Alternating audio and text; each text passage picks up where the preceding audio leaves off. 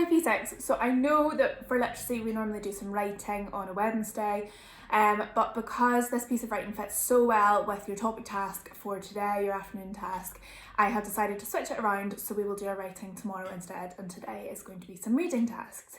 So over lockdown, we have been working lots on different comprehension skills. We have looked at how to answer comprehension questions, and we've also looked at literal, inferential and evaluative questions quite a lot as well.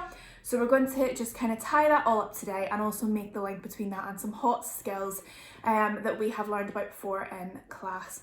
So the task for today is a comic strip, and you're doing some comprehension on that. So we've been doing comprehension on lots of different types of text, as well as songs, like for example last week, and lots of different things. So today it is on our comic strip.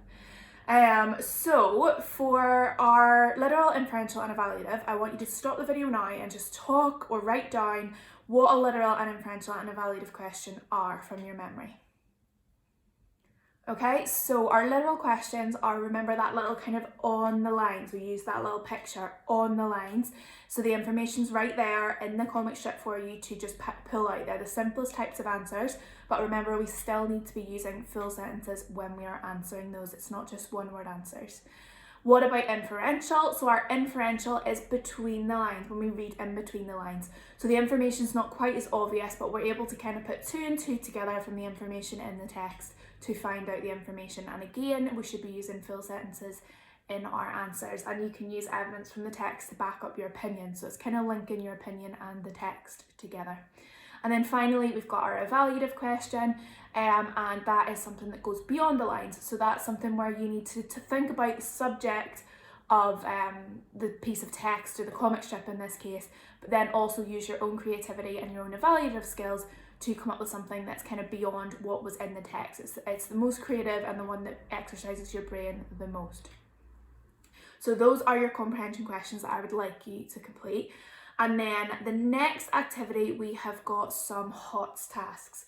Now, can you remember, pause the video and either say it aloud or write it down, what HOTS stands for? So HOTS stands for higher order thinking skills, and we talk about this all the time. You know, our pyramid up on the wall in the classroom is a really big one, and we talk about how when we push ourselves towards the top of that pyramid, we're trying to use those deeper thinking skills. It links really well with inferential evaluative questions because they're also types of HOTS skills as well. But we have on our pyramid, we have our lower order thinking skills, which start from our remembering right all the way up to our creating, which is up at the top of our pyramid, which involves the most use of your kind of brain. So our first option is remembering. So something that we remember is literally just like, what is your name? Basic information, you just have to retell it. There's no real thought involved, you just need to remember it. So what was the writer's main message? From reading that, from reading the comic strip, you should be able to just answer it like that. Understanding, list 3 achievements of the remarkable women who are mentioned. So that's again building a little bit more depth, a little bit deeper. And then our applying tasks. What stereotypes have you noticed? Do you think these women may have experienced similar problems? So that's kind of going into that inferential kind of area, and asking you to kind of say, right, I want you to look at the text and tell me the first part, but then I also want you to make links with other things that you know from the rest of your life as well. So those are our 3 kind of lower order thinking skills. They're further down the pyramid, they don't involve quite as much thought. So I would like you to choose one of those tasks, please, to complete. So you're going to do 1 lower order, so from remembering, understanding and applying, and then 1 higher order task as well. So let's talk about those. The next one we've got is analysing. So that's when you analyse something, it's when you kind of pull it apart, look really deeply, try and understand the deeper meaning and really reflect on it.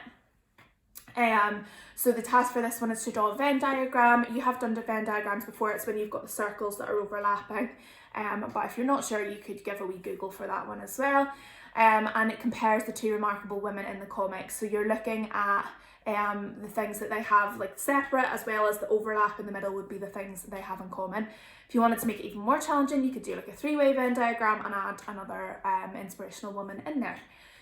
Then we've got evaluating. What problems do you think might arise if Monique continues to believe gender stereotypes? So basically that is asking you to really start thinking a lot deeper. You're not just writing down the name of like 2 problems.